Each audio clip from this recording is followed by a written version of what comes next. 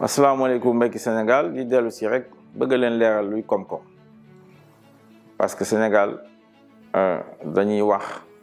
koom-koom mais laaj na ñu xam mooy lan ndaxte dëkk bi fu mu tollu léegi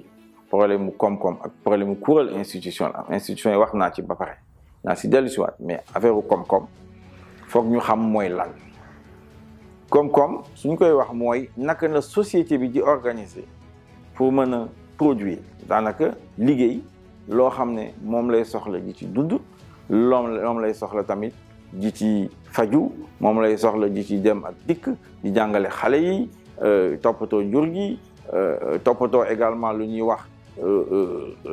kër yeeg yooyu construction habitation ak évidemment la muy sol mooy habillement ak yooyu et en fin de compte mooy lu jëm ci daanaka culture loisir yooyu yëpp bokk na ci dundu doomu aadama donc doomu aadama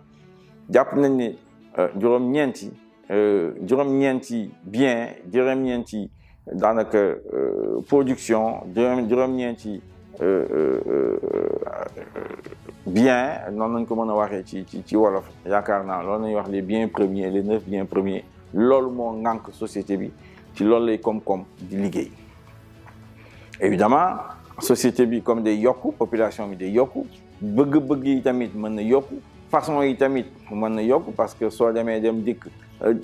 saret la woon léegi mu jaar ci ay vélo wala ay chemin de fer avion yooyu yëpp daf cee bokk ak changement technologie naka ngay organiser loolu yëpp nag moom mooy mbir bi fu ñu toll nag gis nañ ne fii ci Sénégal effectivement daanaka du ñëpp ñooy liggéey xale yi suñu jàngee ba pare ci école de la République ñu ci bare dañuy toog du ñu am lu ñuy liggéey ñeneen ñi évidemment suñu jaarulee foofu jóge ci jaara yi wala ci jàngise yeeg yooyu seen liggéey de jafe ñu dugg ci secteur informel bi di fa buxante moo tax problème yu ñuy jànkoonteel fii ci Sénégal problème économique la ku comprendre économie ku xamul lu économie mënta yore Sénégal fu mu toll mënta yore Sénégal daf ñuy tardel parce que su boobaa la muy def comme xamuñ ci dara day dem ci Fonds monétaire international ak Banque mondiale laaj leen lan laa war a def wala AFD bu France te ñoom nag AFD France évidemment comme France lay toppatoo c'est normal Banque mondiale moom banque de développement la banque la day lebale da ci am bénéfice ci loolu lay dundee Fonds monétaire international moom daanaka mooy policier mooy gendarme ñëpp ñuy lebale ci àddina bi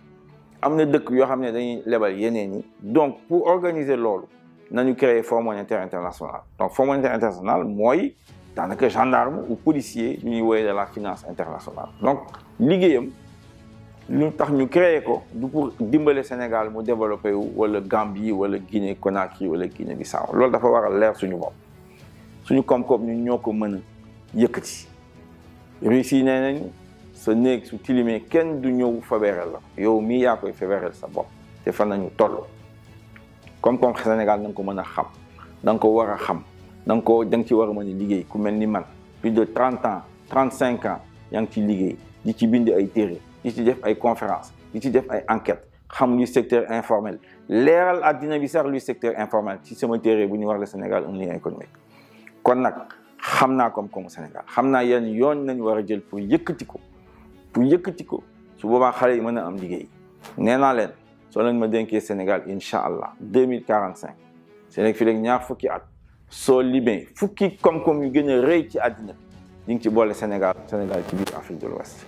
parce que ñun ay Soudani ay Maghribi nañu noonu nañu Serigne Touba tuddee ko loolu noonu nañ ko war a gisee noonu nañ ko war a xoolee maa ngi leen di gërëm di leen sant asalaamaaleykum wa rahmatullahi wa barakaatu.